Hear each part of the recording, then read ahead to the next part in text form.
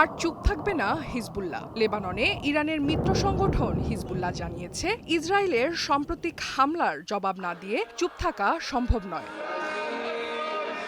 টেলিগ্রামে দেয়া এক বিবৃতিতে সংগঠনটি তাদের সাম্প্রতিক ক্ষেপণাস্ত্র হামলাকে বৈধ প্রতিরক্ষামূলক পদক্ষেপ হিসেবে বর্ণনা করেছে।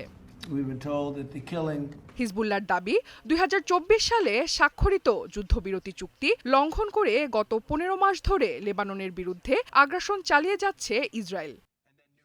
বিবৃতিতে বলা হয়, ইসরায়েলকে যুদ্ধবিরতি চুক্তির শর্ত বাস্তবায়নে বাধ্য করতে সব রাজনৈতিক ও কূটনৈতিক প্রচেষ্টা ব্যর্থ হয়েছে। সংগঠনটির ভাষায়, জবাবহীন আগ্রাসন চলতে পারে না এবং হত্যাকাণ্ড ও ধ্বংসযজ্ঞ অব্যাহত থাকতে পারে না। তারা আরও জানায়, প্রয়োজন হলে বোধগম্য সব উপায়ে এই আগ্রাসনের জবাব দেয়া হবে।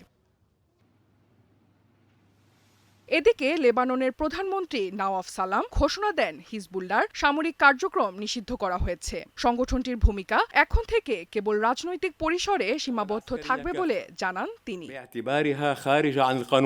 এছাড়াও সীমান্তে চলমান উত্তেজনার মধ্যে এই পাল্টাপাল্টি অবস্থান মধ্যপ্রাচ্যে নতুন করে অস্থিরতার আশঙ্কা তৈরি করেছে। তবে পরিস্থিতির ওপর নজর রাখছে আন্তর্জাতিক মহল।